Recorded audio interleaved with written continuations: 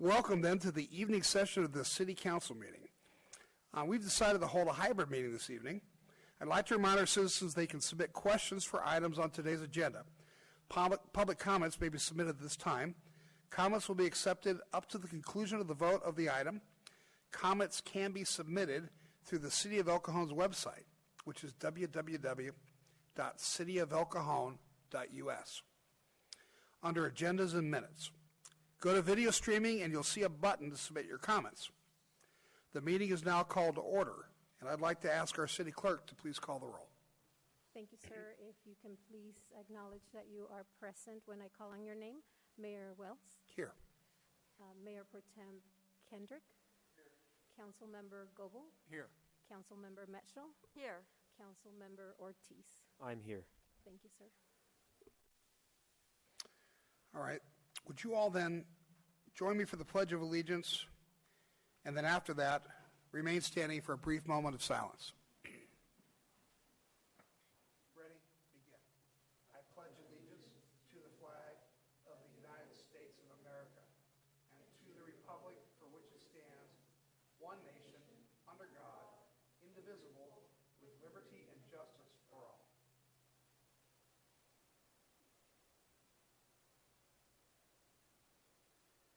Thank you.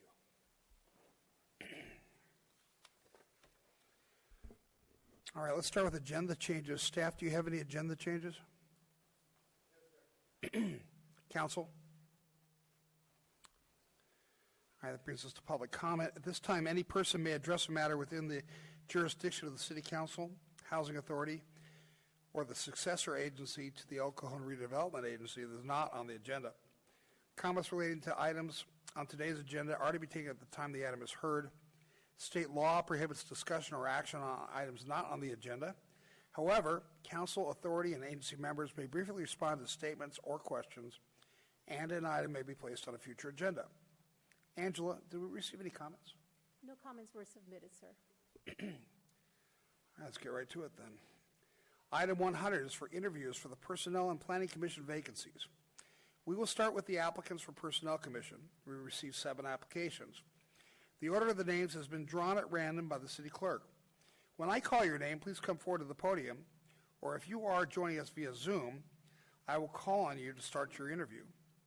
You will be given 2 minutes to speak, which may be followed with questions from the council. And before we get started, I think the way we're going to do it, since we have a lot of people tonight applying for both Personnel Commission and Planning Commission, everybody will get 2 minutes to speak, and then at the end of the evening, if the council wants to ask questions, they'll call people up individually and ask them questions.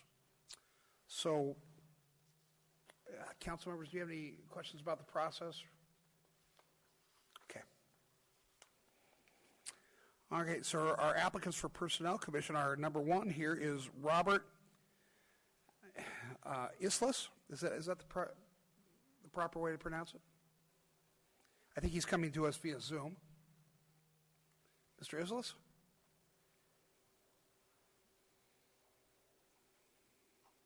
Good evening. Yes, that is the correct way. Thank you. Thank you. Hi, Mr. Islas. You've got 2 minutes. Thank you. Good evening, Mr. Mayor and council members. My name is Robert Islas, and I have been a resident of El Cajon for about 19 years. I have worked full-time for San Diego State University for the last 28 years. I'm a special admissions and residency specialist on the campus, of which I've served 20 years as a union steward, 5 years as a union chapter president, and member of the board of directors for the California State Union Employees Union. As far as my experience, as far as a steward and being a president for a union, over the years I've worked with employees when they believe they have had a case where the collective bargaining agreement or the contract or university policy has been violated. These may involve issues that touch on employees' rights, wages, and working conditions.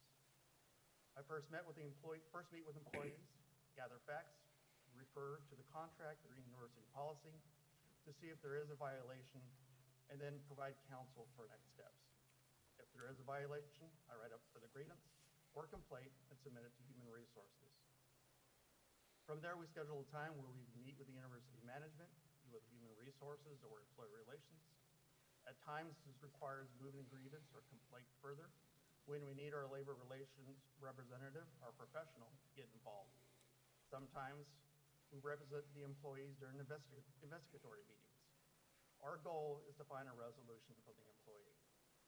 We also work with them with classification standards, especially when employees seek reclassification.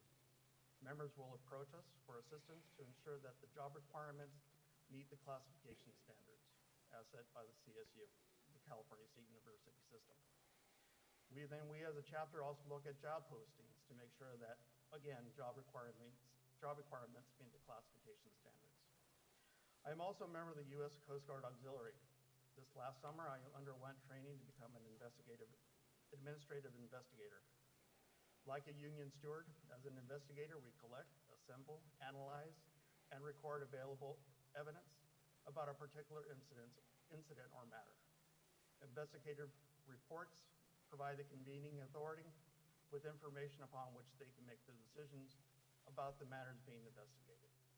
Investigations provide the parties an opportunity to be heard, to challenge evidence and present their own evidence regarding determinations that may have a substantial effect on them.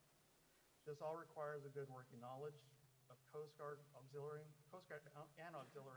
administrative policies and procedures. Mr. Isles? I'm sorry to cut you off, but just in fairness, we've reached our 2-minute mark. That's pretty much the end of my comments. Oh, good. I appreciate that. Thanks very much. And please stay by so that we can maybe ask you some questions at the end. Yes, sir. Do you think you could turn the volume up a little bit? I had trouble hearing him. I don't know if that's possible. Jason Martinez, are you here? Hi, Mr. Martinez. Come on down.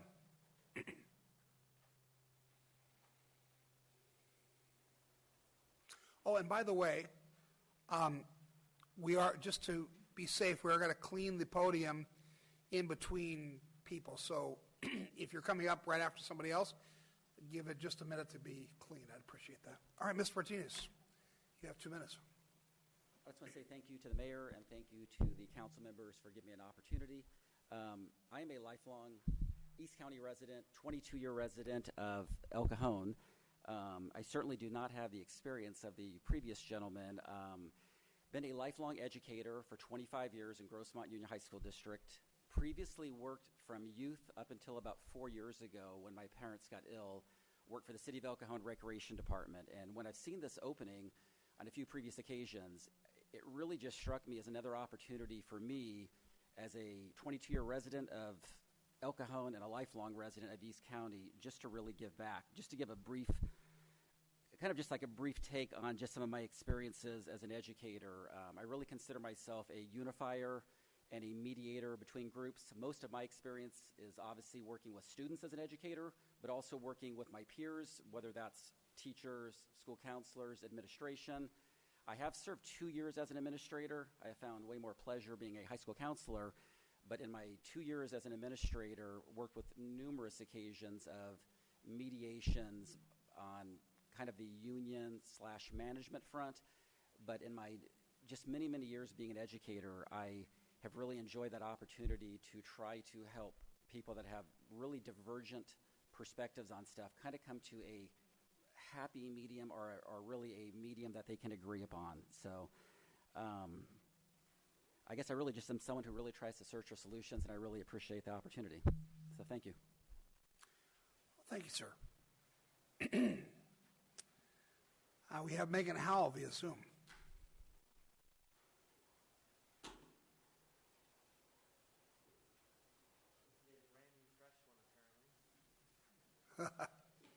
Well, our next one's a Zoom one, so you've got some time. Megan, are you there? Hi, Megan. Are you ready to go? I'm here. Yep. Can you guys hear me? Yeah. Go ahead and get started time again. All right, Megan, you're good. You've got 2 minutes. Good evening, everyone. My name's Megan Howell. I'm a 25-year resident of El Cajon. Grew up in East County and live in Fletcher Hills. I'm currently working actually for our neighboring city in La Mesa as a recreation supervisor, and I've been there for 2.5 years. There, I am a member of our employee association, so I understand a lot of the struggles that city employees face with reclassifications and disputes that come up between supervisors and HR, and when the association needs to come in, and then sometimes when an outside agency needs to come in to advise for those issues as well. Before that, I worked for the YMCA for about 7 years, and then back in the 2000s, I actually worked at the Fletcher Hills Pool, so I was a City of El Cajon employee for about 7 years. I've helped out with some of Frank Carson's efforts with his 10-minute park project and ensuring equal and equitable access to parks to everyone in the City of El Cajon, and that's a huge passion of mine. But I'm interested in joining the Personnel Commission to be able to help employees feel represented and know that their voices are being heard and that they're valued for all of the amazing work they're doing for our community. Thank you very much. You're done? I'm done. That was Short succinct. and sweet. Thank you, Megan. All right, Stephanie Harper.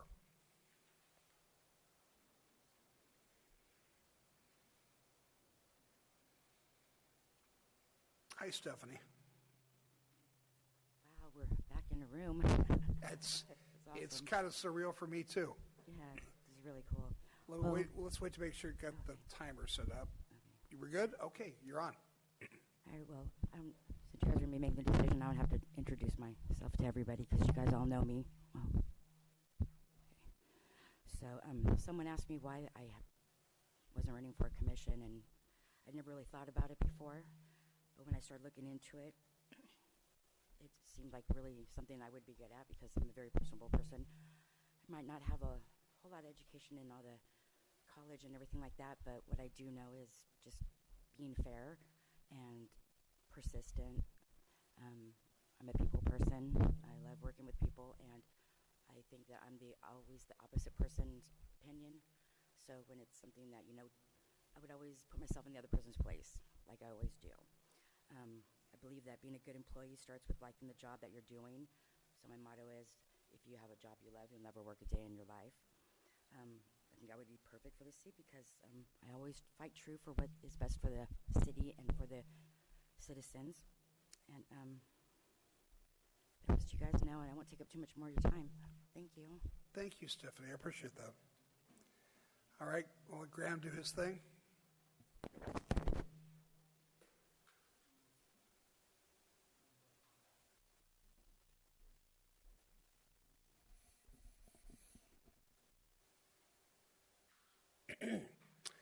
All right, next is Kurt Brower.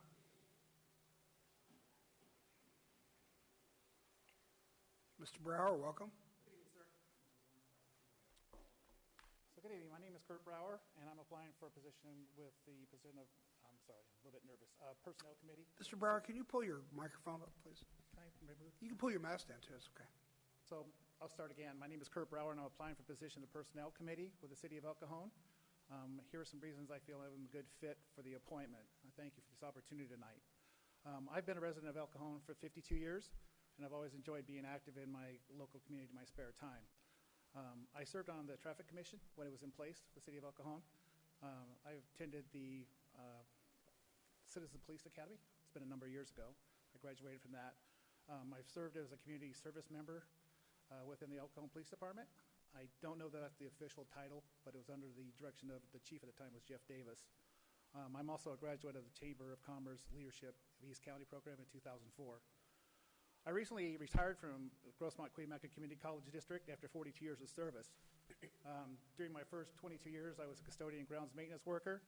I served on classified professionals as the classified professionals president during 1998 to 2004. I served on a number of committees, as well as job steward, member of the negotiating team, benefits committee, and many hiring committees. I gained valuable knowledge working within the district and human resources. In 2004, I was hired as an operations supervisor within the facilities department.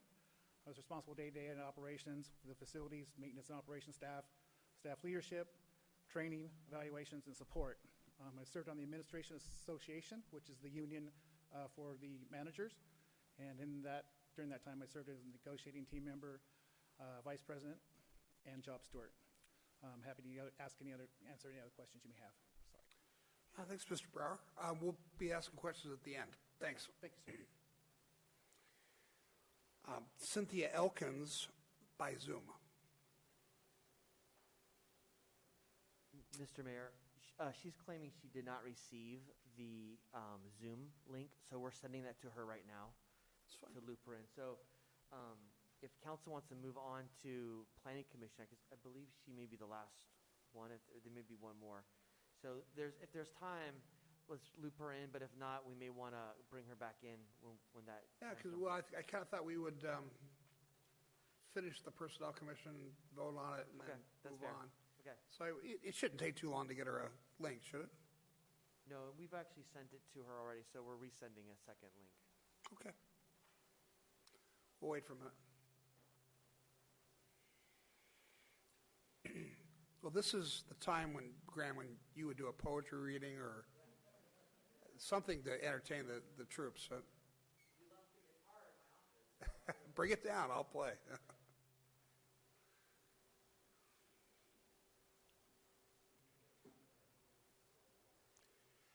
Tabitha is not going to be able to make it. So we are at the end of this.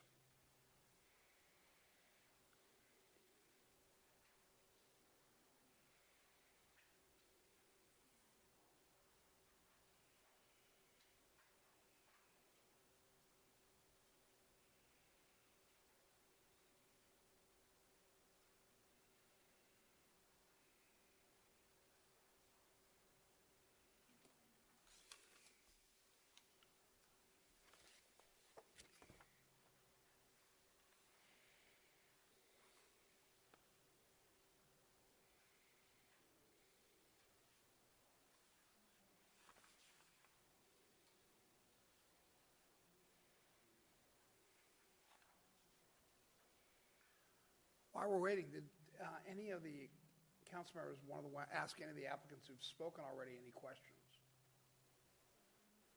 Gary?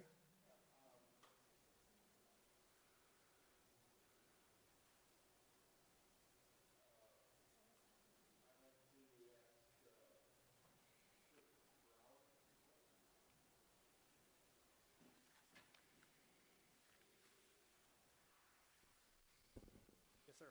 Oh, first of all, thank you for coming, Mr. Brower. Thank you, sir. If you could take a magic wand and change anything about El Cajon, what would you change? Oh, geez. I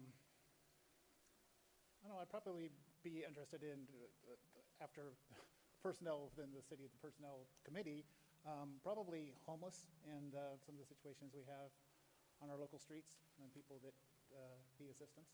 Okay, thank you. Thank you. And I've got a question for Mr. Brower as well. We'll make sure we get all your questions done. Yes, sir. This will be also the same question for Mr. Islas and Ms. Howell as well. You've been a part of an employee union, and so how would that be a strength in bringing to this, and would it be a hindrance because you've been on one side already? How would that not hinder you when hearing the other side of the story? Well, I think it's a positive and it's a strength to have an understanding of employee unions. So I have been on both sides of the table. So the 20 years of my career at Grossmont College, I was a classified staff member and served as president. So I had that side of it representing the classified staff. Then when I moved into the management 2004, I was on the other side of the table. So then I became responsible for evaluations and working with human resources when we had employee issues. So, Thank you. thank you. Who else did you want to ask? Or did you ask Mr. Brower a question? Yeah, go ahead. Thank you, Mr. Brower, for applying. You're very involved in El Cajon. I heard that you were a graduate of the East County Chamber's Leadership Program, 2004. Correct. I'm actually a graduate of that program as well. And you graduated from El Cajon Citizens Police Academy. Yes, sir. And then you just retired recently. Congratulations. So what's motivating you to stay in the game and continue to be engaged? Well, I've always wanted to be involved in some way with my local community, just keep up on what's going on. And being retired, I have a lot of time on my hands. I need something to do. That's great. Thank you. Thank you. Good?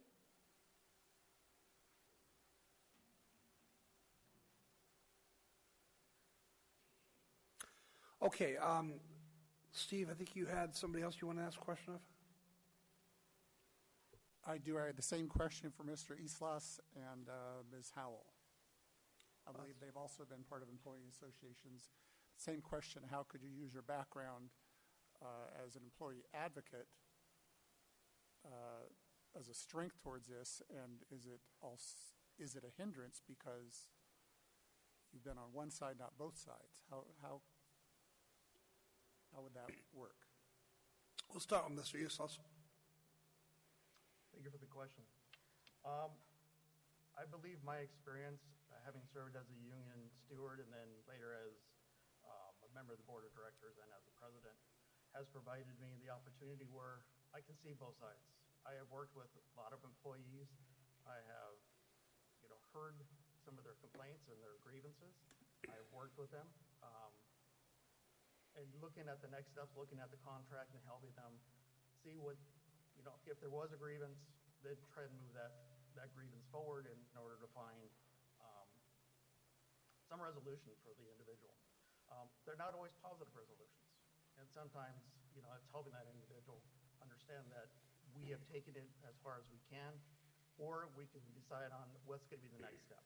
Do we need to take this higher? So helping the individual that way. And what was the second part of your question?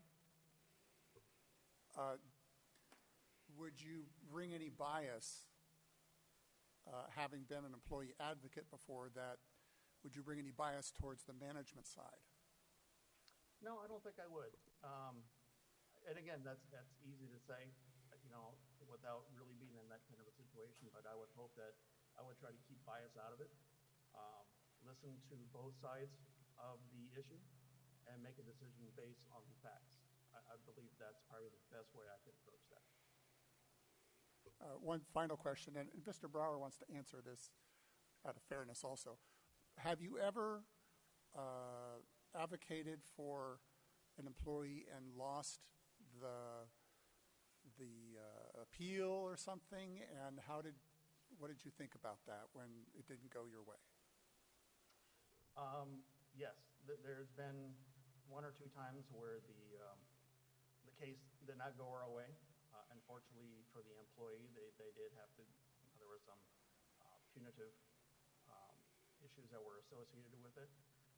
I believe we presented a good case in that situation. Unfortunately, sometimes the facts outweigh the information we bring in, and even though the employee did not feel like completely fair, I tried to explain to the employee that, this was the best we could do at the moment, and then provide them additional counsel if they want to take outside litigation, that was their choice. If they didn't believe things were going their way for how we presented our case, or how the management, the administration decided how they came up with their decision. So hopefully that answered the question for you, sir. Great, thank you. As long as we've got Mr. Islas here, did any of the council members want to ask Mr. Islas any questions? No. And Steve, did you want to ask Mr. Brower, do you want to answer that? It's up to you. What you've advocated for somebody before and it didn't go your way? Well, What yes, happened? yes, sir, I have done that. And unfortunately, I think the main focus is always with employees on either side of the table. We always try to work real hard to get the individual back on the right track, the correct track, correct the behavior. And that's done through a number of things. We've used the plan of improvements and then special evaluations. Worked with any available resources we had to try to keep them on track. Sometimes we fail and we're unable to do that. And I haven't been involved with termination where we didn't win. It's a difficult situation, but sometimes that's what the end result is. Okay, great. Thank you. Thank you, Mr. Brower. Okay. Then I believe Megan Howell. Steve, you had questions for Megan? Same question, Megan. Ms. Howell, what experience does being part of an employee association bring as a strength to that side? And would you think they would have a bias against the management? And have you ever advocated for an employee that didn't go your way, and what happened? So as a strength, I definitely think being a city employee and part of an association gives me a unique view and definitely empathy and understanding to the employee. In my current position, I also have the unique opportunity to work on my budget, so I also understand that sometimes with bargaining and reclassification, you're bound by the general fund and the city budget and those financial limitations, and so sometimes in negotiations, things don't go as planned. As a hindrance to that, I have not been part of any type of negotiations or cases, disputes, or resolutions, and so that could be a drawback for me. Thank you. Anybody have any questions for Megan from the council? Okay. Thank you, Megan. Any more questions for any of the other applicants? Go ahead, Steve. I do. Mr. Martinez, you're in the building, aren't you?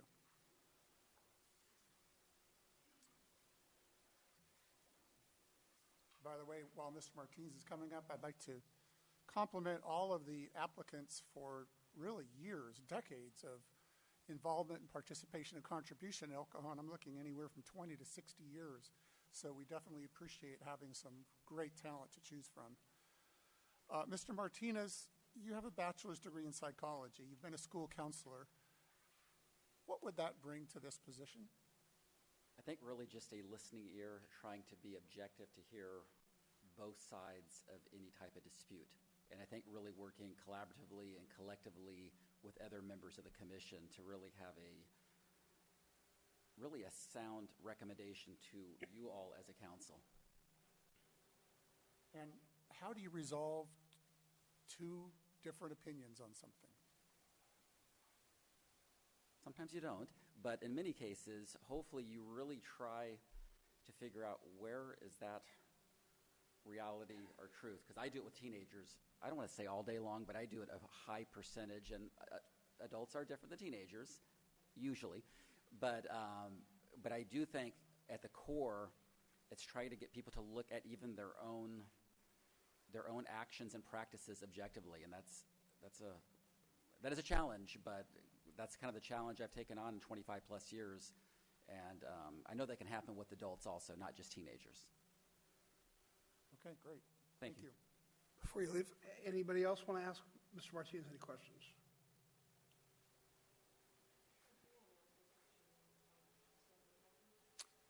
Okay, thanks, Mr. Martinez. Good.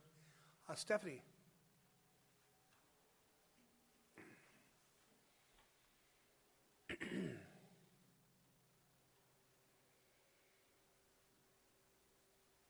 Hi, Ms. Harper. How are you? Oh, I'm fine, Michelle. How are you? Good. Question, you've heard what some of the other candidates are bringing to the table. What special skill can you bring to the table that is going to be different and maybe a little more convincing? Well, I think I would bring to the table just a little bit of realism. I have the realistic view. Would you mind you pull your? I can't hear you. Realistic view of. Well, I always heard a good compromise is when either side gets what they want. So, I would think I would bring to the table that listening ear, being a people person, putting myself in that person's position of why they would be needing that, why they would be asking for that. What's that leading to in their life? How's that affecting them? To be able to come to a good compromise, you need to see all the aspects of being able to fix the problem. And when one way doesn't work, you keep trying and you keep trying, and you'll find a resolution that's going to make both sides, maybe not necessarily happy, but they'll both be, getting what they want or compromise. It's a hard thing. It's when neither side gets what they want. Great. So I think I would bring that to the table. All right. Thank you. Before you go, anybody else any other questions for Ms. Harper? Thanks, Stephanie. All right. Any more questions, any of the applicants? Mr. Mayor, Ms. Elkins is available via Zoom. Oh, wonderful. Ms. Elkins, are you there?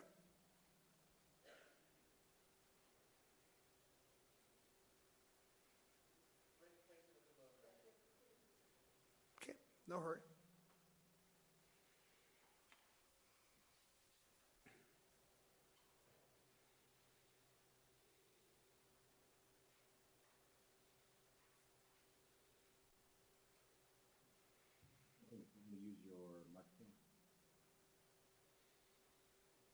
Hello? Hi, Ms. Elkins. Hi, it's so nice to know that I get the information for this interview 15 minutes ago, and no one tells me exactly how it's going to be, to where I go on Zoom at 6:40 waiting for information, and I get nothing. No member ID, no name. No one tells me how to link with Zoom to you guys, and I know why. You won't exclude me from interviews that I'm highly qualified for. I lived in El Cajon all my life, or actually almost all my life. I know how El Cajon is run. I know the developments in this city. I know how to handle personnel problems. And I think the only reason why I was excluded from this meeting is because Mr. Wells, sir, you don't like me. Because I've left you voicemail after voicemail after voicemail, and I've told you off. In your voicemail, I told you to call me, and you didn't. Most of your council people know me. Because I have an opinion. I know how things should be done. I know how they should be properly done. And I know all these developments that are going on in El Cajon that are actually a waste of taxpayers' time and money. We don't get a vote in what happens in El Cajon. Well, someone needs a voice. And I'm the voice. Because all these developments that you guys going on and all these things with zoning and so forth that you guys are doing that we have no say in unless we go to a council meeting is wrong. I have the experience. I have the knowledge, and I'll make damn sure the council does not do things that shouldn't be done in El Cajon.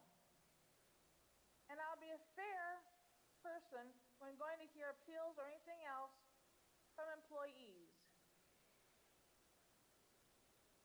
And again, I'll say I don't appreciate being excluded at the beginning of this interview. No one told me I was going to be in front of the city council. No one told me that I was going to be on Zoom in front of the city council, and I don't appreciate being embarrassed like this. So, any questions? Council, any questions? No? Thank you. Okay. So, council, it's come to the deliberation time. Gary? Take this off for just a minute so everybody can hear me. Well, actually, there are three candidates that I know a lot about. Stephanie really cares about people, and I've worked with her on many things over the years. And Mr. Martinez was my son's counselor at Grossmont Middle College, and I was very impressed about how he handled himself. Probably the best counselor my three kids have ever had. And then Kurt Brower, when I was on the Grossmont Queen Mecca Community College District Governing Board, he was there representing classified employees. And that, it's 25 years I've known Kurt, and I've watched him in his career, and he did a really great job with classified employees. He's got really great diplomatic skills. It always seemed that when there was a problem and Kurt got involved, it was always seemed to be a win-win. And then he went into management, so he understands the management side of things. So he's worn both hats. And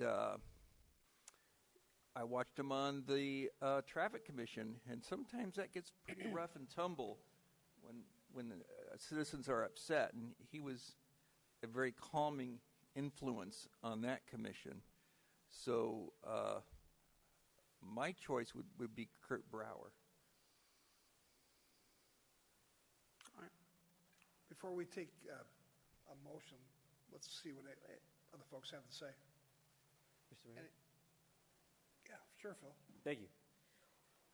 As my colleague here, Councilman Goebel, said, I think we have a good problem here where we have an immense amount of applicants that are extremely qualified and have the experience. I think, especially in Mr. Eastloss's experience, he could mediate between Fortune 500 companies.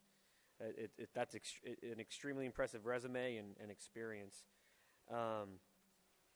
So I think he's a good candidate.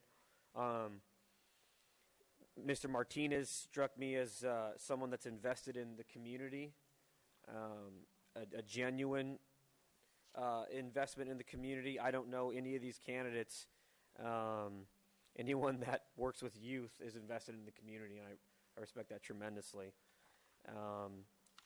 And Mr. Brower, I think, has shown tremendous investment in our community, in a volunteer capacity, being part of the leadership program through the Chamber of Commerce. That's not a light order. I've been a part of that. It's a year-long commitment to be a part of that, as well as the Citizens Police Academy through the City of El Cajon.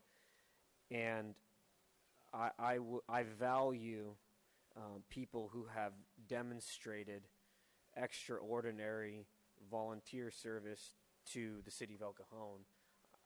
I think that's one of the highest qualities that you can have when looking to serve on a board or commission or city council or whatever it is, because there's nothing stronger than the heart of a volunteer. And I think Mr. Martinez and Mr. Brower displayed that. I am very impressed with Mr. Brower as well. Thank you. Anybody else want to weigh in? Steve?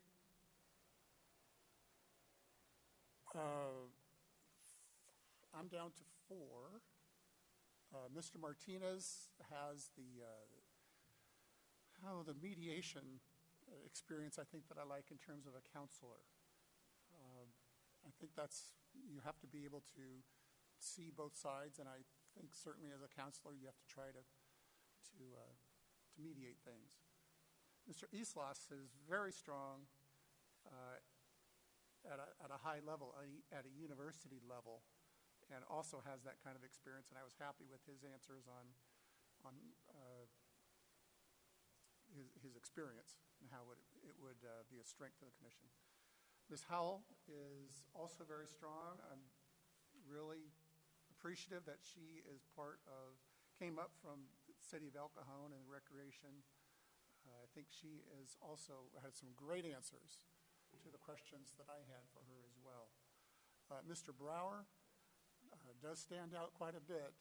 He has a lot of known service to El Cajon and certainly has, I think, probably the longest track record of the 4 in terms of volunteerism and service to the city. That's how I landed on those 4.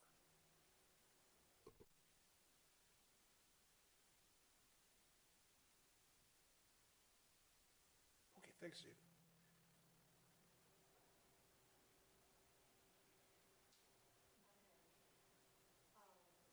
Do we have you mic'd? Hold on. You might want. There we go. So I think Mr. Eastloss definitely has a lot of strong experience. Mr. Martinez definitely brings in that listening, the counseling aspect. I think Ms. Harper has a real passion for the city. I think she would definitely hold people accountable for what may be wrong.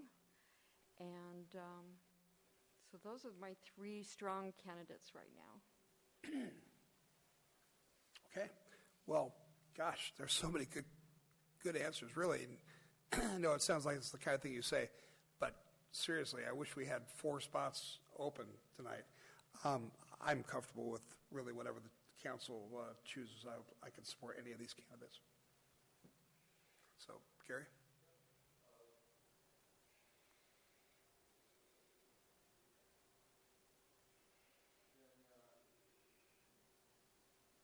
I'll make a motion that we appoint Kurt Brower to the Personnel Commission.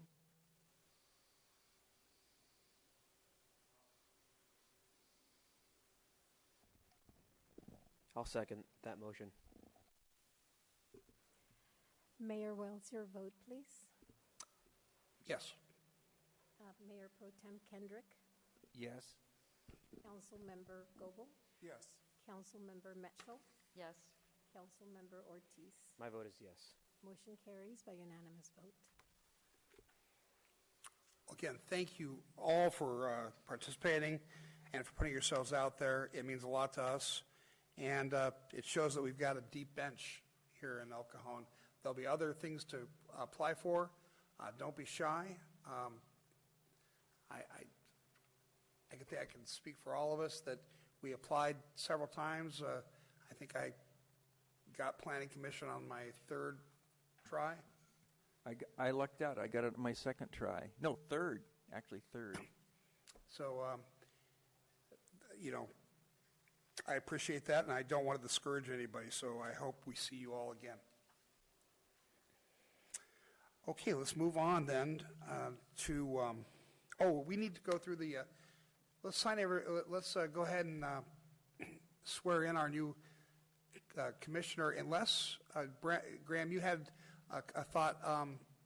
Mr. Brower, I'm going to leave it up to you. We could swear you in tonight, or you could come back at the next council meeting and bring some family and take photos and have a parade and, what would you rather do? Okay, let's go ahead and get it done. So, sir, if you want to come up here, and Ms. Cortez will swear you in.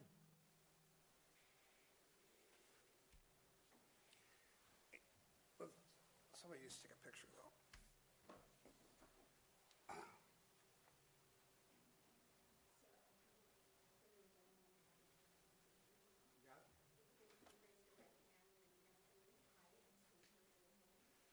I, Kurt Brower, do solemnly swear I will support and defend the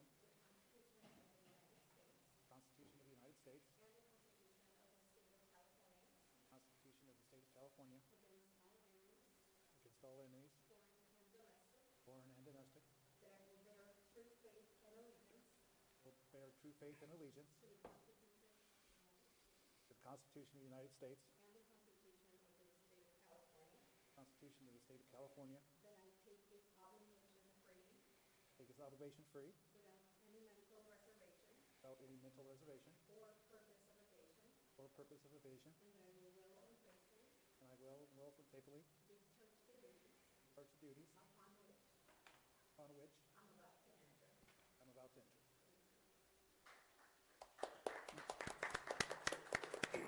Congratulations, sir.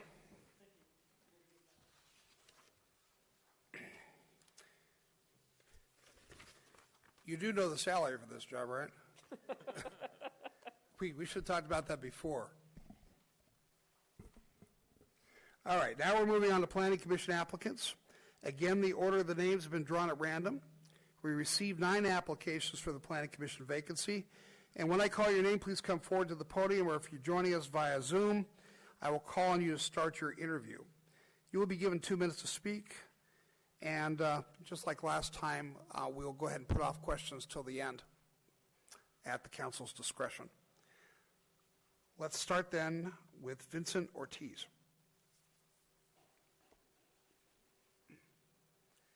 Mr. Ortiz, how are you? Wonderful. How about Good, good. Now, you're not connected to this Ortiz, are you? In Adam, I suppose. No relation. There's no nepotism occurring. Never heard that name before, so. Yeah. All right, welcome. Thank you. You've got 2 minutes when you're ready. Thank you. I've created, as a good teacher, a former teacher, I've created a one-page summary if anyone wants to see it. At any rate, my goal for this particular presentation is to be transparent regarding my past experiences and to offer my service if everything looks positive to both you and me. I graduated, I'm going through 5 phases in my life here. Graduating from USIU when in 1970, it is now Point Loma Nazarene College, or rather university. And while there, I volunteered to help put on a musical. And I worked also part-time at San Diego High School, working through university in that way. And I saw a lot of interaction there. And I also taught English as a second language night school after graduation in the adult division at Memorial Adult School. My father taught 10 years at Memorial Junior High School, so it was kind of in the family. Then when we sensed a call to the ministry, I attended Prairie Bible Institute from 1971 to 74. I was in the orchestra there and helped put on presentations for the school, and volunteered to be in a committee to create a positive, encouraging challenge to graduating seniors. And then in the ministry, from 1974 to 1986, we started a church in Oak Harbor, Washington State. Naval Air Station Whidbey is there, and we started that in 1974, and it's still there. 1980 to 83, I went to Westminster Theological Seminary for further education, and I taught ESL night school in the Escondido Adult School. On the weekends, I helped the church with visitation responsibilities, and I also worked part-time with the Laotian Refugee Ministry. Mr. Ortiz? Yes. I hate to do this to you. We're out of time. Is there anything you want to say to finish up? Anytime I help with any group, whatever it is, I want to make sure it's done with integrity. Conducted in integrity and concluded with integrity. Thank you. Much thanks. All right. By Zoom, we've got Henry Russell.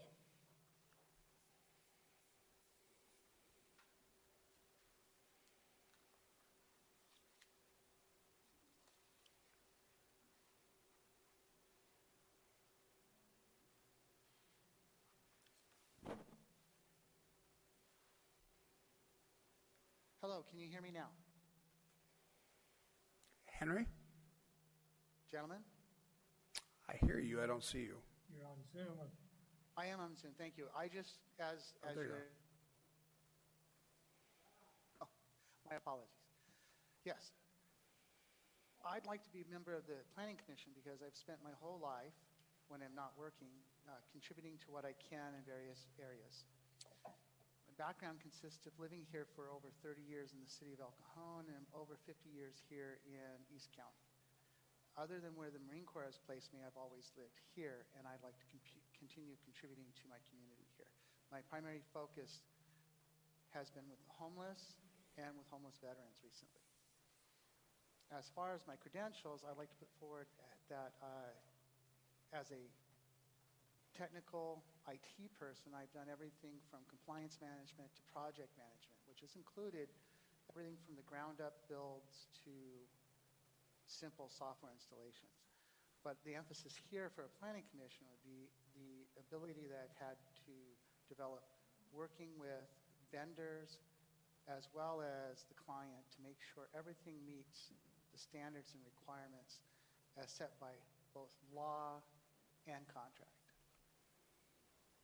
I just have one last final thing to add to it. Why is it always just 2 minutes and never 3? You still got some time. I do. Oh, good. Well, to add to that, I just feel that it's important that every member try to do what they can for their community, and that's why I'm here today. Well, thanks very much. Just please stay with us, and there might be some questions in a while. Elizabeth Valles.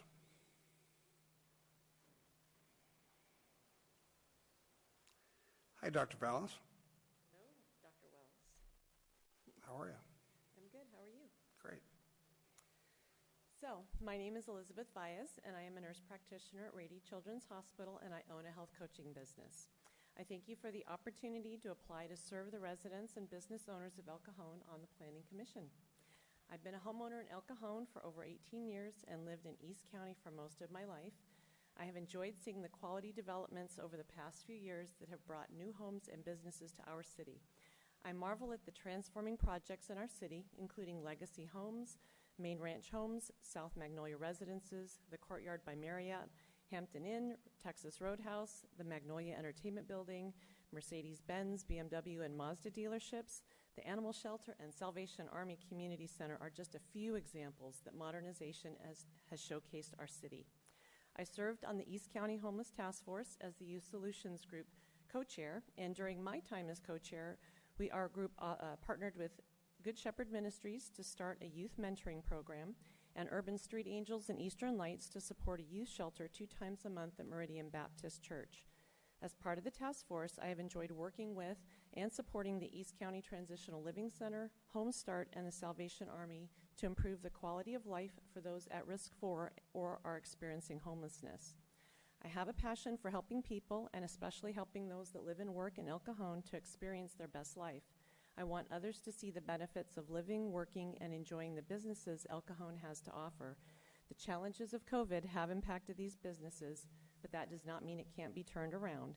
Every business was impacted by the pandemic, and we have to find creative solutions to try and stay in business or risk shutting down. I have the academic background and practical experience to take a problem, find a solution, and execute the plan to make it a reality. I am honored about the opportunity of being able to work on future projects through the Planning Commission, including updates to the housing and safety elements of the general plan and developing the new environmental justice element. And I just have 2 more sentences. I am excited for the possibilities of continued growth here in El Cajon for housing, businesses, and entertainment, as well as finding solutions for those experiencing homelessness. And as a member of the Planning Commission, I would use my experience to bring forth ideas, work with others to find solutions, and bring them to fruition to benefit the residents and visitors in our fine city of El Cajon. Thank you. Thanks. I appreciate it. All right, next by Zoom is Sheila Snyder.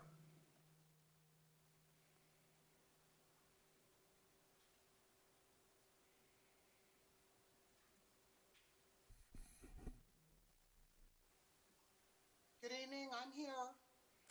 Hi. I can't see you yet, but we're working on it, I think. Hold on. You decided to kick me off, Your Honor, so I had to come back in as the other gentleman had said. There you are. Hi. Here I am. Thank you. The floor is yours. Thank you, everyone. Good evening. I am a seasoned customer service professional. I've combined sales, administrative assistance, mentoring, and leadership from my previous employment and business college-related courses, receiving both a bachelor's and a master's degree, the latter in IT telecommunications with honors. Thanks. My work experience is extensive. I'm a retired City of San Diego employee, and I've worked with temp assignments both in Santee, Lakeside, and previous ones in El Cajon, and have been a resident of El Cajon since 1988. My stepson attended Ballantyne Elementary, the Cajon Valley Junior High, and is a graduate of the El Cajon Valley High School. We have supported him through all 3 schools. We've attended everything and done everything we could with the teachers and my stepson to keep him educated in the best schools in this area. I am also a mentor and leader in the VFW Auxiliary in Alpine. I am currently the president for the Alpine Auxiliary for the VFW at Burt Fuller Post.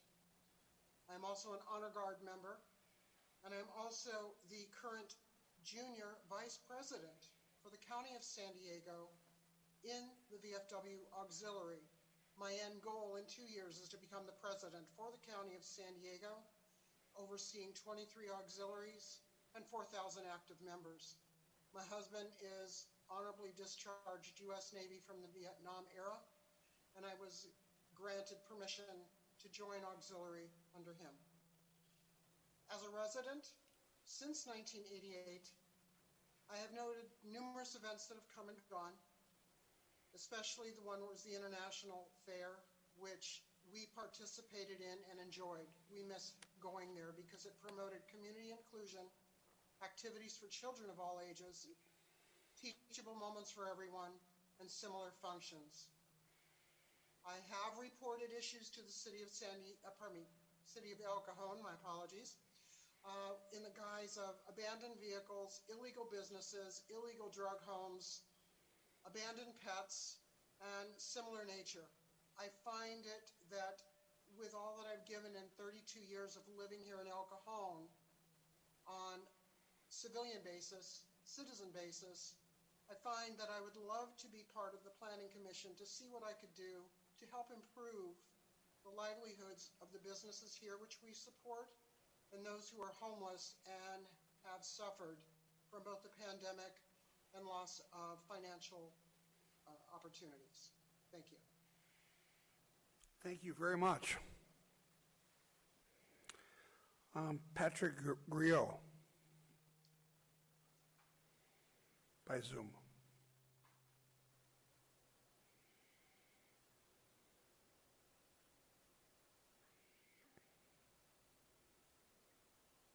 Hello, good evening, Council and Mr. Mayor, fellow applicants, and members of the public.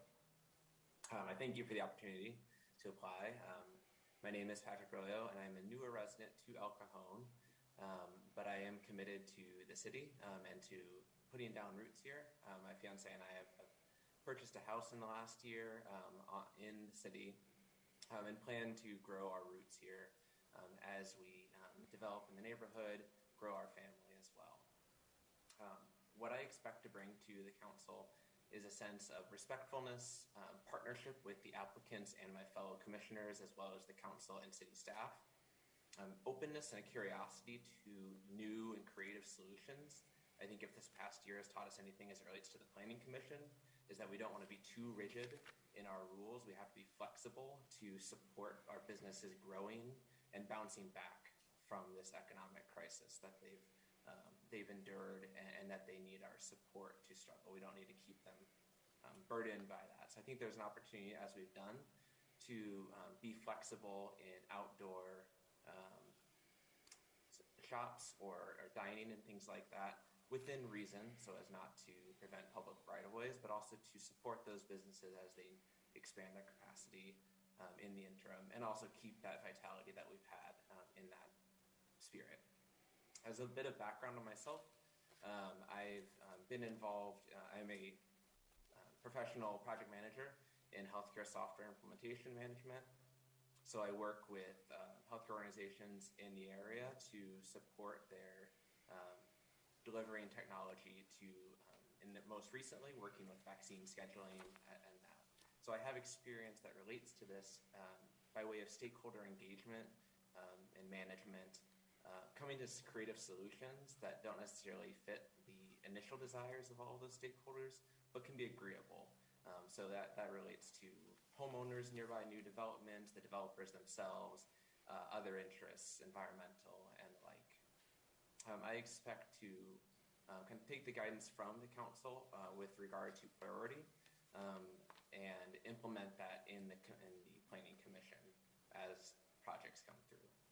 I think the most important thing you'll need to know is that I will put in the work needed to come up with the best solutions that comply with the code and with council's direction to meet the public. I've already read the housing element draft that was published just this week on the city's website, and I also read the general plan amendment and participated in that process, as well as planning and city council commission meetings.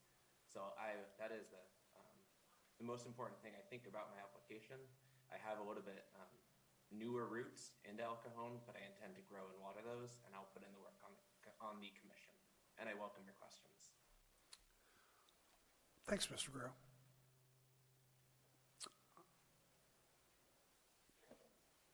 Okay, let's move on. Cynthia Elkins. Are you here? I'm sorry? Yeah, right. Ms. Elkins, the floor is yours.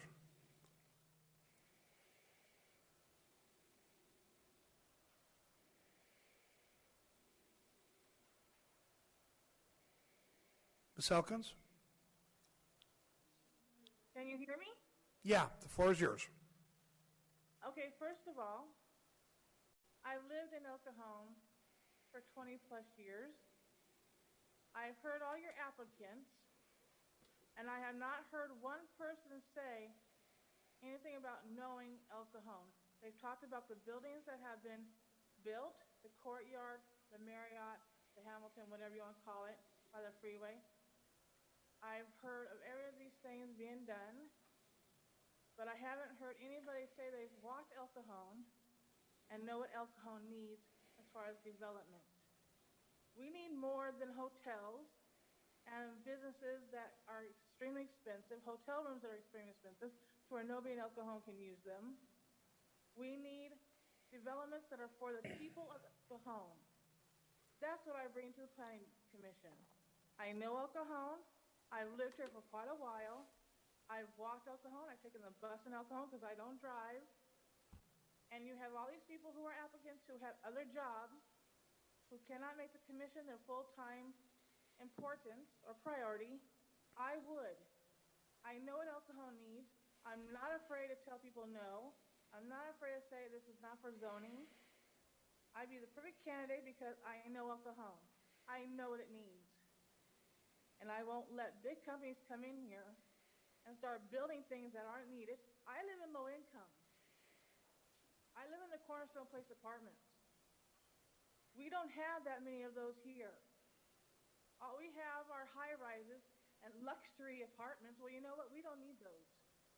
We need homes for the real people of El Cajon that can afford it.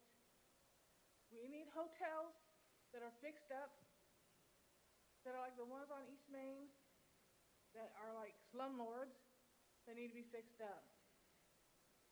And if I go on the Planning Commission, although I doubt you guys will let me in, I will make darn sure that the buildings and the businesses that should be here will be here. Okay. We've run out of time. Is there anything else you wanted to say to finish up? Nope, that's it. Thank you. Thank you. Okay. Derek Cardinale, I'm sorry. Did I say it right, Cardinale? Okay. Welcome. Thank you. Good evening, Mayor Wells and ladies and gentlemen. Quick overview of the value that I bring to the community when I'm voted in as El Cajon's Planning Commission. My name is Derek Cardinale. I was born and raised in Humboldt, where I attended Steele Canyon High School. I attended college in Los Angeles, realized moving to Los Angeles from Humboldt was not for someone like myself. Decided to follow my dream of serving my country and enlisted in the Marine Corps in 2007. That is where I served in the tank community, which is a tight-knit community like El Cajon itself, until it was divested last year by the Commandant of the Marine Corps. I'm a reservist and deployed most recently in 2019. I've served many roles in the Marine Corps and most recently served as a company first sergeant as a gunnery sergeant. I'm now with Civil Affairs Group and plan to continue my career there. I moved to El Cajon and purchased a home in 2013 when I married my wife, Brittany Cardinale. I now have 3 beautiful children, a 5 and 1-year-old daughter, a 3-year-old son, and a bun in the oven that is due in July. Congratulations. Thank you, sir. So I read about the position in the newspaper and thought it'd be a great way to serve my community. And since, well, I've already served my country as a Marine, it would be great for me, again, to serve as my civilian side. On the civilian side, I'm a realtor and have been now for 5 years. I'm currently on my father-in-law's team at Berkshire Hathaway, and I love working with people and finding them the right home for them and their family. And protecting the interests of the clients and their values of their homes. So in finding their homes in our beloved community of El Cajon, I also hear about how the community could be developed in ways to better the community as a whole. I have value in the seat of Planning Commission by using the skills I've obtained in the Marine Corps and as a realtor. I also attend Foothills Community Church, which, as you all know, is in our community as well. While attending Foothills, I've had the pleasure of meeting you, actually, Mayor Wells and Councilman Ortiz. As I sit on the Planning Commission, I would put the community first and would love to advise you in making the best decisions for the community. I look forward to earning your vote and my spot on the Planning Commission and serving my community to the best of my abilities. Semper Fi, and God bless. Thank you. Thank you.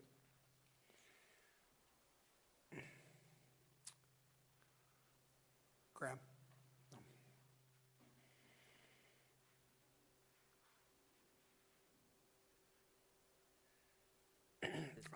Our next person up is Kay Lamanager. Did I pronounce that correctly? How would you say it? It's the Menage, but it's my maiden name. And when I asked my dad if I could take it back, he said, only if you pronounce it correctly. So Le Menage is the correct pronunciation. Don't tell your dad I mangled it. You don't even want to hear how he pronounces it. How does he pronounce it? Lemonager. Okay. All right, you're up. I have three brothers. They all pronounce it differently. Thank you very much, Mayor Wells and council members, for allowing me the opportunity to be here this evening. I thought it was funny, Mayor Wells, when you mentioned that you tried 3 times for city council, because this is my 3rd time, and the last time I was here, you beat me. So that's a lot of years ago, isn't it? That's a while ago, yeah. So at any rate, I'm a long-time East County resident. I like to say I'm a native Californian. I've lived in East County now for 39 years, and I've chosen to make El Cajon my home.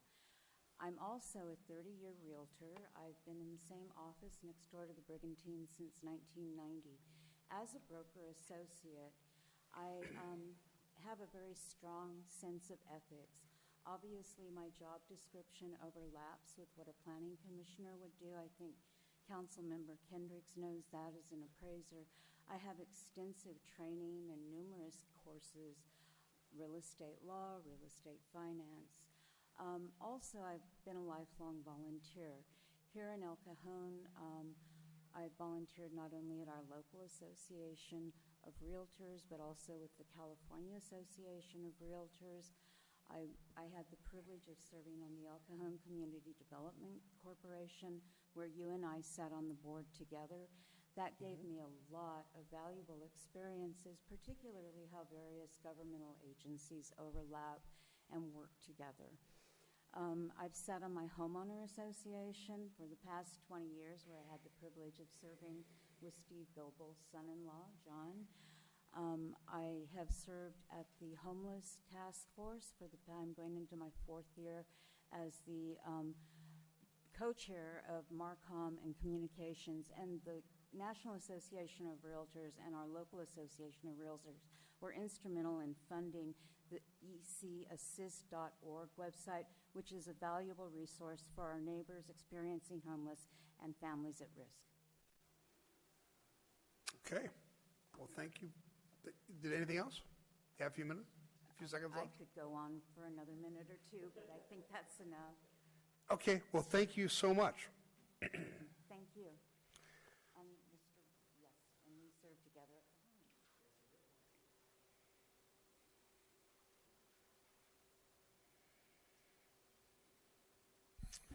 Michael Fellows, our last applicant. Hi, Michael. Hello, Mayor, Council. Thank you for having me here tonight. I decided to apply for the Planning Commission position because I believe that I bring a unique set of qualifications in that I've lived in El Cajon my entire life for 43 years, and I'm also a professional planner. And as far as my knowledge of El Cajon, I do know El Cajon. I went to 4 elementary schools here. Most of that time was at Chase Avenue Elementary. I went to Emerald Junior High, and I went to El Cajon Valley High School. I grew up playing in the recreation centers and running through antique stores here on Main Street. So I got my introduction to city planning via my uncle. Worked in the planning department here briefly, and on my way home, walking from high school from El Cajon Valley, I would sometimes stop by City Hall to speak with him.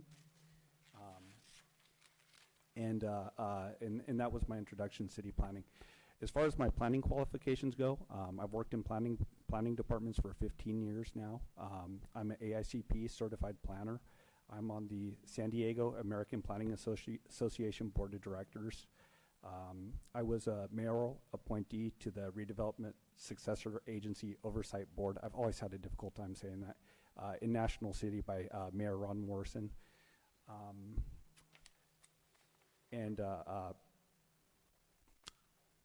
I emceed the Miss National City pageant there too. It's kind of, I do appreciate considering my application. Thank you. Well, thank you, Michael. Appreciate that. Okay, that's everybody. Let's go ahead and why don't we start with questions, and we'll do it the same way we did it last time. Start with Gary. Do you have any questions for anybody? No questions.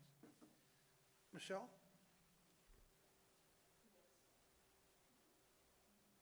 Hold on. This question is for Patrick Grillo.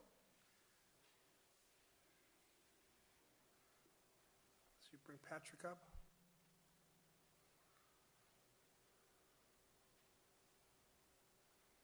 Hello, sir. So you are you're certified through PMI, correct? Yes, that's correct. I'm a PMP. I've worked with PMI planners quite frequently in my position at my employer, and I find them to be quite good at project management. Do you plan on staying in El Cajon? I do, yes. I mean, I know you as I just mentioned, moved yeah. here, less than a year ago, but, I do. I I'd bought like a to house, so that's a bit of a commitment. I don't plan on moving anywhere anytime soon. Okay. And let's see, I had one other question. I think that's it for me right now. I just wanted to make sure that it was through PMI, and like I said, I have several planners at work who are through PMI, who are PMI as well. Thank you. As long as we have Patrick here, are there any other questions for Patrick? Patrick, thank you. Okay, Thank you. the next one is for Mr. Fellows.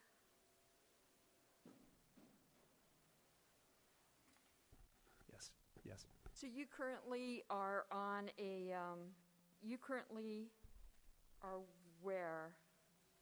I currently work for a company called Civic Solutions that provides planning assistance to cities, and currently I'm assisting the city of La Mesa. Okay, and you don't think that there would be a conflict or anything being on the planning commission here? No, not at all. Okay, thank you. Any other questions for Michael while he's up? I'll ask a question. My question is going to be the same for everybody that I ask questions to, and it's with regard to property rights and the rights of property owners. So, and I'm sure you know because you have a background in planning, but I'll preface it with, we have a diverse group of property owners in every city. It could be the 30-year homeowner. It could be a small business like a towing company or a daycare, or it could be a huge conglomerate corporation like a Mercedes-Benz or a Marriott or a developer. So talk to me and explain to me a little bit about your perspective on property rights, and I'll leave it open-ended. Anytime that someone invests their money in a property, I believe that they should get a lot of authority or a lot of flexibility in what they can do with that property. I tend to lean towards codes that allow structures to be constructed by right with less discretionary approvals, for example, although and with larger building envelopes that allow for flexibility mixed use. It can all be case by case, but I definitely believe in property owner rights and ability to more flexibility with their property.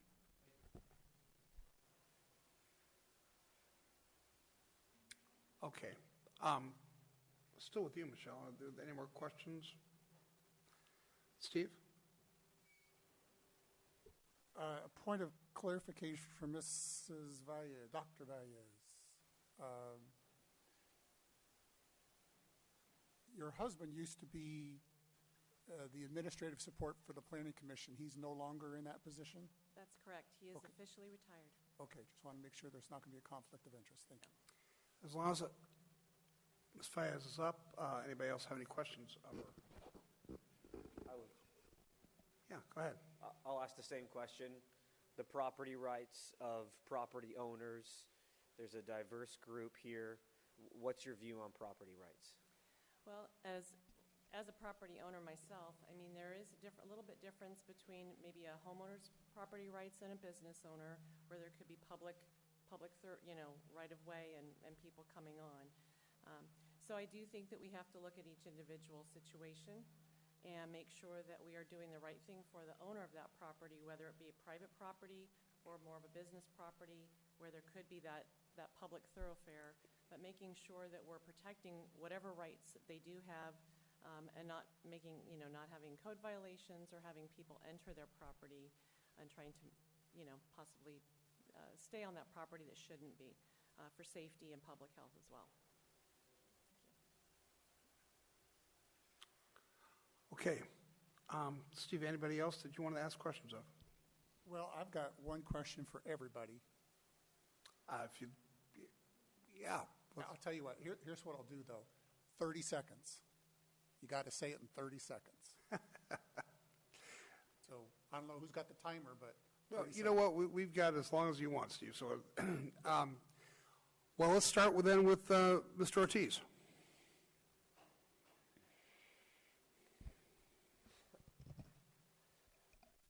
The question is, the statement is, decorum is very essential to the government process, that a government body like a planning commission treats all applicants with respect and decorum and conversation and debate.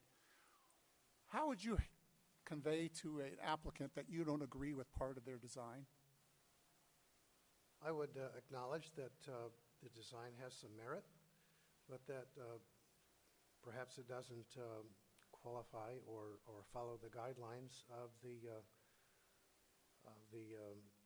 city itself. Thank you. Mr. Russell?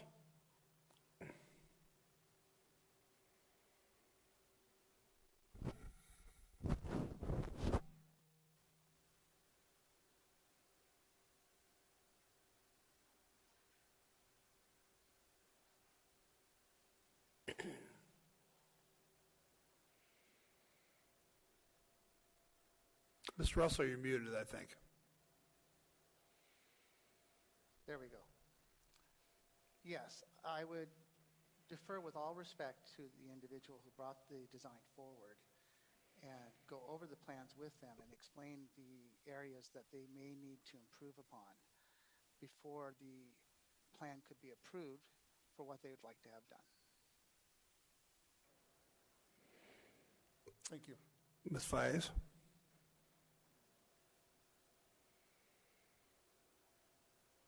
Well, I often have to tell families diagnoses that they don't like to hear. But the first thing I would do is make sure that the person has felt heard in their presentation, maybe ask a few more questions to see if we can find maybe a common ground. And if we can't, maybe explain that it wouldn't be a fit for what our design is, and maybe offer some suggestions or see if, at least allow them the opportunity to come back and present something that's revised. Make sure that that's open to them. Thank you. Ms. Snyder?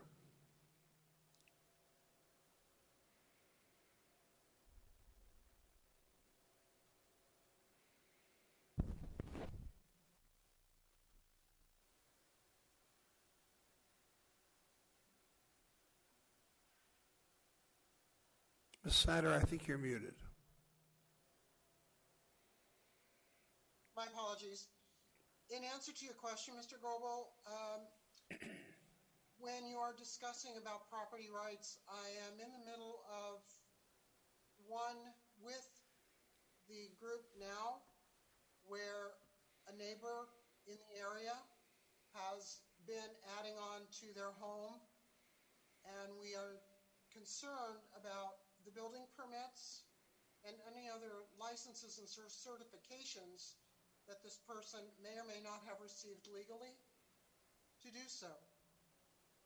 And my concern would be talking to that person, if they are still the owner of the home or have sold, to inquire what plans were given to be reviewed and authorized relative to the property rights that you have versus mine, where I live in the area and my house doesn't look like a Taj Mahal that yours is being built into.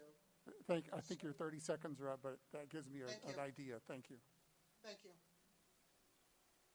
Okay. Mr. Grill?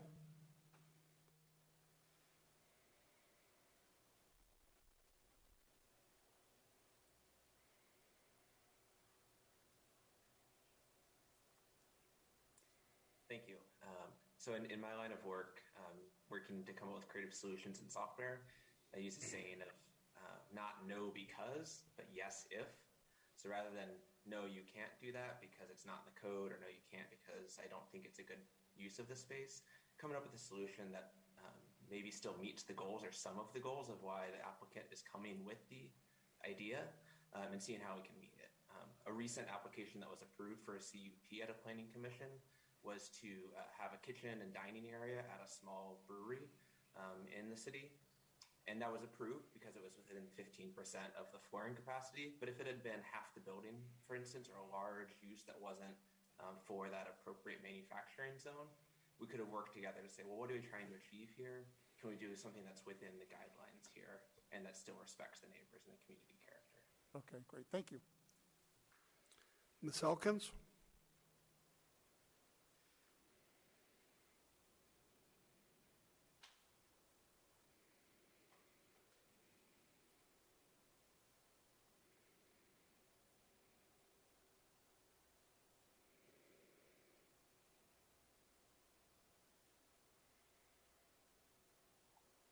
Elkins, you are on.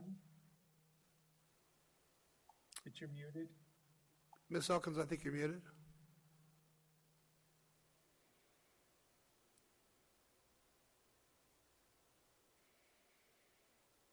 Can you hear me now? Yes, go ahead. Okay, as far as the first question goes, I feel that if a person owns a property, as long as it's within the height requirement and the zoning, and is permitted in the area, if a person owns the lot, then they should be able to do whatever they want on it, as long as it goes with the regulation. As far as the other question, if someone brought me plans and part of it didn't fit, I let them know they need to adjust it to where it does fit with where they want to put it at. Thank you. Mr. Cardinale?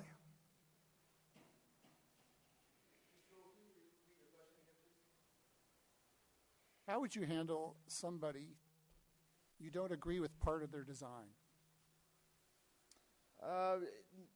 If I don't agree with the design, but it's within standards, within regulations, obviously I'm here to do what's best for the community.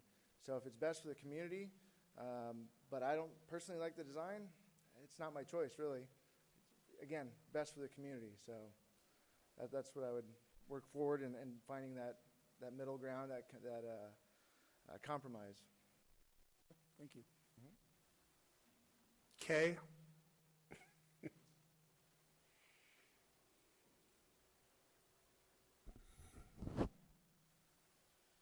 Thank you. I think it's very important that each applicant feel that they've been listened to and respected.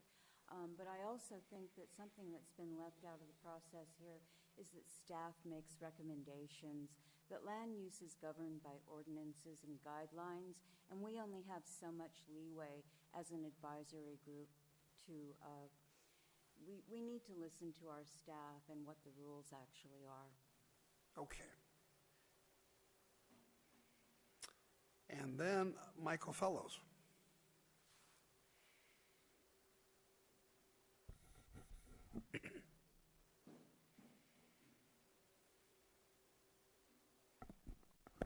Although the design, I may not like the design, nearly every design has some qualities. So I start by expressing those qualities. And then kind of transition into the issues that we see with the project. And each project, you know, it can vary. I mean, some just need some tweaking. Some projects just need some tweaking to be able to be approvable, whereas sometimes need substantial redesign. And generally, I do take a straightforward approach. After I've explained the qualities of the project, I'll take a straightforward approach and say, hey, look, I understand that you've invested time and money in this project. However, here's some concerns and here's some tweaks you can make to potentially get it approved. Okay, thank you. Steve, any other questions? Phil? I'm going to ask my same question, but just to a couple people. Vince Ortiz, to reiterate my question, with regard to property rights and the rights of property owners, we have a diverse group of property owners here in the city. Talk to me about your perspective on property rights, whether it be a homeowner, a small business, or a large conglomerate. There are always zoning qualifications, and the people who are designing whatever it is, whether it's residential or business, should have the freedom to design and build what they think would best serve the community, whether it is a residence or a business. Sometimes some of the ideas are good, but other times they need to be improved, and I think people should be told that and encouraged. And same question to, let's see, Derek Cardinale, regard to property rights. So property rights, being a property owner myself, each situation is going to be different. Obviously, no two birds are the same. But I believe more rights to the owner, obviously within reason, within code, and within ordinance. So make it easier for expansion. Obviously ADUs, housing is a huge issue, not just in El Cajon, but in San Diego County. So making that easier for people to add on to homes, to allow a granny flat, more affordable housing. Again, just removing some of the red tape that would make it easier for property owners like myself to add something on for people who quite can't afford to buy a home. Thank you. Thank you. No more questions. Okay. Let's open it up to discussion. And anything you want to discuss?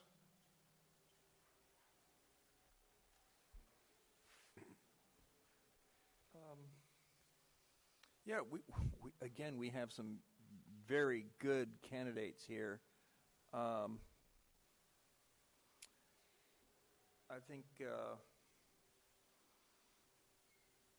my top two at this point would be Mr. Ortiz and Ms. Baez. Michelle? Okay, I have three. First one was Mr. Cardinale. I think that his military background and being used to government regulations and working within those regulations would be very helpful. His real estate background certainly comes into play on that. The second one is for Patrick. I like his project management experience, being able to take a project and see it to fruition, and knowing that there are going to be issues coming in and how to mitigate those problems from a project standpoint.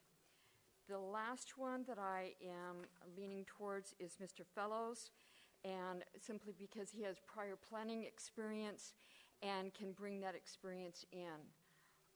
All three candidates, I think, in that regards are well qualified and bring something unique to the table. Steve? I've got four. Ms. Valles, Mrs. Valles, Dr. Valles, Mr. Griot, Mr. Cardinale, and Ms. Lemenager. Bill? Thank you, everyone who applied. I have a handful that I'd like to nominate, but I can't nominate all of them. So, Mr. Ortiz, Vincent Ortiz. Once again, I have to state there's no nepotism. Every time you say Mr. Ortiz, I think I have to answer something. I'm about to speak. Mrs. Valles, Mr. Cardinale, and Mr. Fellows. I think my top two, based off of their answers and their understanding of, well, their answers based on property rights and how to handle themselves bringing bad news to an applicant, their answers standing out. Mr. Ortiz and Mr. Valles, Mrs. Valles stood out to me. Yeah. Oh, I'm gratified. First off, I could go with anybody on this list. Some great applicants. I'm gratified to see so many people mention Ms. Elizabeth Valles. Working in the medical field, I can tell you, being a doctor, nurse practitioner, working at Children's Hospital, one of the best hospitals in the entire world, that's quite a thing. But having worked, probably more importantly to me, having worked with the homeless here in El Cajon, work on the homeless task force, having worked with the animal shelter, it just shows a lot of commitment and a lot of somebody who's put many years into getting to this point. And but again, I could probably support anybody on this list, but my recommendation would be Ms. Valles. And so if somebody would like to make a nomination, we can vote on it. I'll make a motion that we nominate Dr. Valles for the Planning Commission. I'll second that. Mayor Wells, your vote, please. Yes. Mayor Pro Tem Kendrick, Yes. Councilmember Goebel, Yes. Councilmember Metschel, Councilmember Ortiz. My vote is yes. Motion carries by a 4-1 vote, with Councilmember Metschel voting no. Well, I know it's late, and if you have to go home, I certainly understand that. But in the meantime, we'd like to ask Elizabeth Valles to come up and take the oath of office.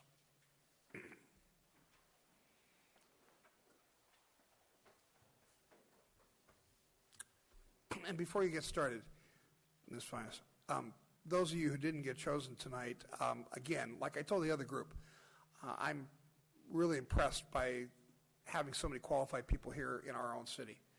I hope that you'll come back and apply for other positions and maybe run for office sometime. There's lots of need for people of your intelligence and accomplishment, so thank you very much. Wait, do we get pictures for her? There we go. Okay.